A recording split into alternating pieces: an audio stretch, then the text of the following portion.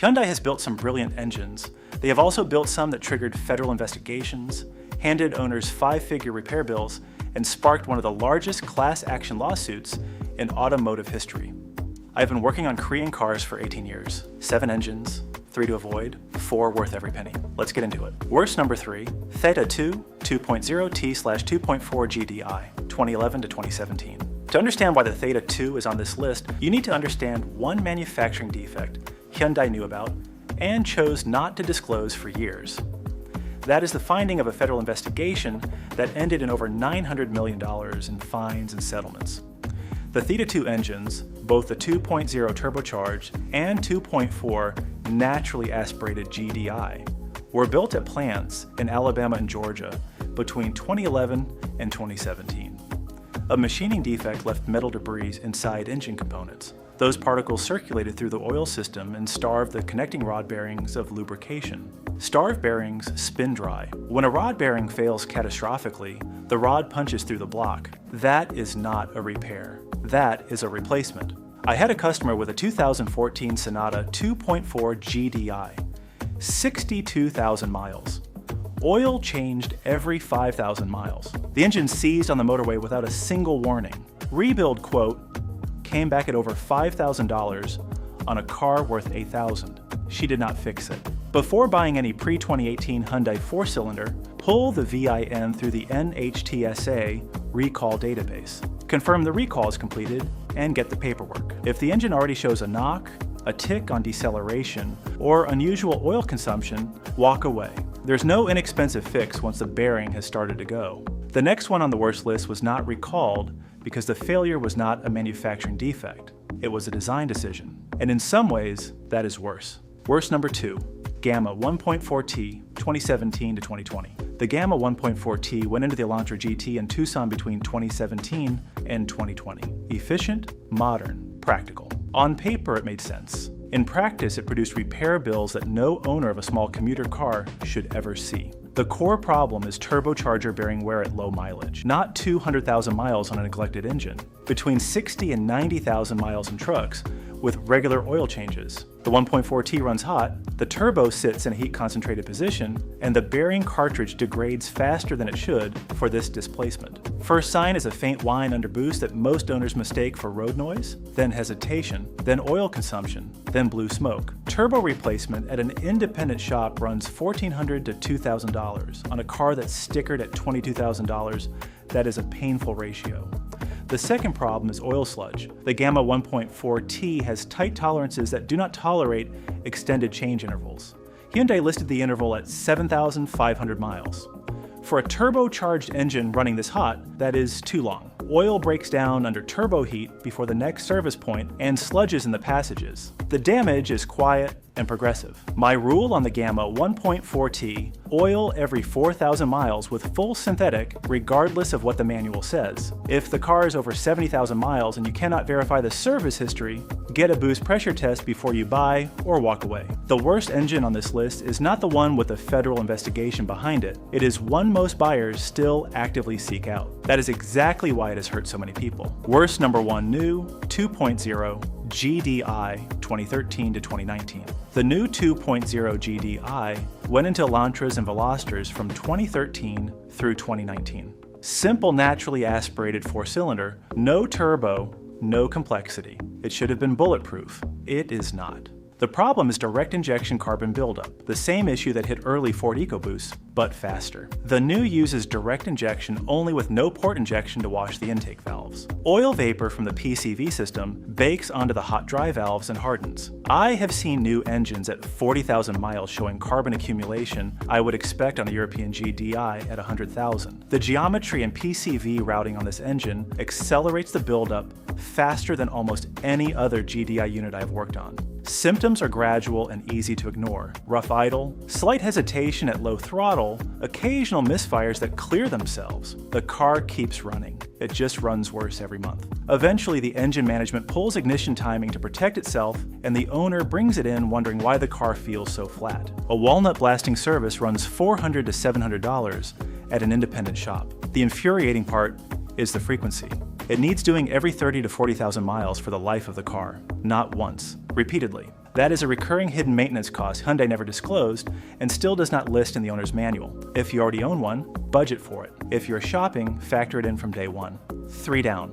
Now let's talk about the engines worth owning. Best number 4, Lambda II 3.3 V6, 2015 to 2022. Most buyers never consider the V6. They see the fuel economy figures on a 4-cylinder and stop reading. The people who ended up with the 3.3 Lambda II in the Santa Fe, the Genesis G80, and the Azera have been quietly driving one of the most underrated engines in Korean automotive history. The Lambda II is a naturally aspirated V6 with a genuine over-engineering bias. Simple proven valve train, dual variable valve timing on intake, and exhaust without the complexity of variable valve lift. In 18 years of working on these, I've seen them go past 220,000 miles without touching the bottom end. Typical wear items are coil packs around 100,000 miles and a serpentine belt at 70 to 90,000. That is the maintenance list. Not a timing chain overhaul, not a turbo rebuild, coil packs and a belt. The one critical watch point is the timing belt. The Lambda II uses a belt, not a chain, specified for replacement at 90,000 miles. If you're buying one past that mileage and cannot verify the belt service, do it immediately. The job runs $500 to $800, including the water pump. Skip it and the engine stops without warning. Respect the interval and it will outlast the body around it. Find a well-maintained one and do not hesitate. If this is already saving you money, hit subscribe. New video every week on exactly this, what to buy, what to avoid, and what the dealer does not tell you before you sign. Best number 3, SmartStream 2.5 NA, 2020 to present. The SmartStream 2.5 naturally aspirated, which went into the Sonata, the Santa Fe, and the Tucson from 2020, is the most important engine in Hyundai's current lineup for everyday buyers. Not because of its output, because of what Hyundai finally fixed. The single biggest change is dual injection. Port and direct injection working together. Every problem I described on the new 2.0 GDI traces back to direct injection only carbon buildup. The SmartStream 2.5 eliminated that by design. Port injection washes the intake valves on every cycle. The $400 to $700 carbon clean that new owners pay every 35,000 miles does not exist on this engine. Hyundai also added a variable displacement oil pump and revised piston rings to reduce long-term internal friction. These are not marketing changes. They reduce wear over hundreds of thousands of miles. I have customers with 2021 and 2022 Sonatas at 90,000 miles. Oil on schedule and nothing else. No pattern of early failure. For a Hyundai naturally aspirated engine, that is a significant statement. Find a well-maintained one and do not hesitate. The next engine is one most buyers overlook because the displacement number sounds modest. That assumption costs them. Best number 2, SmartStream 1.6T 2021 to present.